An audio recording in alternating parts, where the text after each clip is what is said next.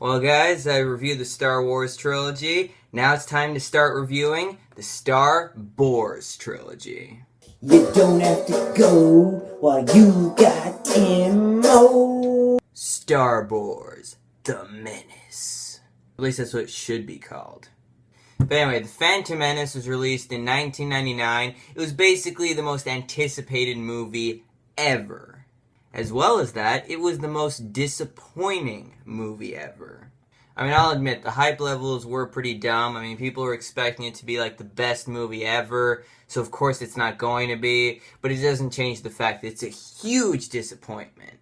Anyway, I wanted to get my friend who did the League of Extraordinary Gentlemen review, but he's busy, and since I've already done the other Star Wars movies, I think I should do these myself rather than the guy with the sunglasses to come and do them. Okay, so, because I'm a really positive guy, I'm going to start off with the positives about this movie. First of all, the music. It's great. Songs like Duel of the Fates are just completely and utterly awesome. Okay, now, what are the other positives? Nothing. So let me get to the negatives of this movie. And of course, by negatives, I mean this movie. The pacing is terrible. It's really fast, but it just goes all over the place and doesn't connect together. There is no good acting in this movie. I mean, everybody's just all like this for the entire movie. But I don't blame them for it. George Lucas doesn't know how to direct actors anymore. In fact, he doesn't know how to direct anything anymore. The way this movie is shot is terrible. It doesn't look like he even cared for this. The action scenes in particular just look awful in terms of how they're shot. And they have some of the most dated special effects ever. I mean, it's really hard to believe that the original movies from so long ago hold up much better than the prequels. Of course, the big problem about that is that it's basically all CGI. Yes, I know this has a good bit of practical effects in it, but I don't care. A movie has to have good and special practical effects to make them feel really good and all. And this movie just has practical effects for the sake of having practical effects. Most of the time, there is a huge amount of CG, and it does not hold up at all. It all looks like a live-action cartoon. Be just a regular one.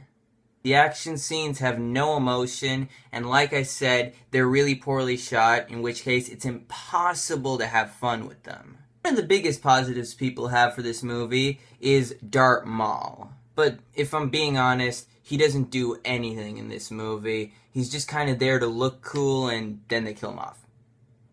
Done. Also, a lot of people say that the last lightsaber fight in this movie is really entertaining and really gripping. I don't buy it. To me, the final lightsaber fight is terrible. For one, it has no emotion whatsoever. Second of all, it's not even a fight, it's a dance. There is way too much choreography in this scene. None of it feels real. There's no character building in any of this. I still stand by my statement that in the original Star Wars, that lightsaber fight is the best one. The reason for that is because it has a lot of character building going on. Here, there's none of that. It's just a fight for the sake of, we should have had a fight. It's the only reason there's a lightsaber fight in this scene.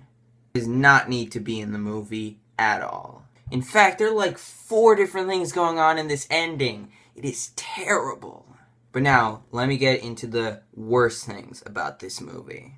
First of all, midi-chlorians. Dun dun dun dun dun dun dun dun. I mean, in the past, people thought that if they believed in the Force hard enough, they could actually have it. Well, guess what? You can't, apparently. Apparently, you have to have these little microscopic organisms that live inside your blood cells, and if you have a lot of them, then you have the Force. One of the dumbest ideas in any movie. And then we have Jar Jar Binks! Jar Jar Binks is one of the worst characters in film history. You want to know why? Let me tell you. 1. He's only there to provide slapstick. Slapstick is not necessary in a Star Wars movie. Use actual humor, like between characters and all. He is a stereotype. He's a stereotype in those sort of like, black people in some of those older movies, and that really doesn't work for this. It makes him really offensive, and that's never good for any character unless it's actually funny, and this time, it's not. 3. The animation they use for him is downright awful. Doesn't look or feel or act real. And 4, one of the most annoying voices ever.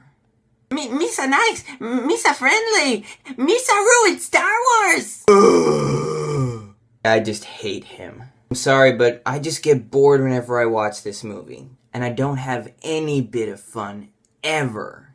There is not one good scene in this movie, excluding the music within that scene. John Williams' score saves this movie from getting a 0, but just barely. The reason why it's just barely is because if I really like the score, I'll buy the CD, not the movie. Phantom Menace gets a 1 out of 10.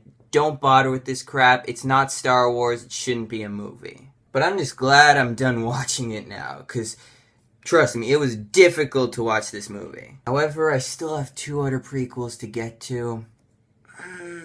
But I'll still do it for you guys. And I'll have my Attack the Clones review out soon. So subscribe and join the Tim Army.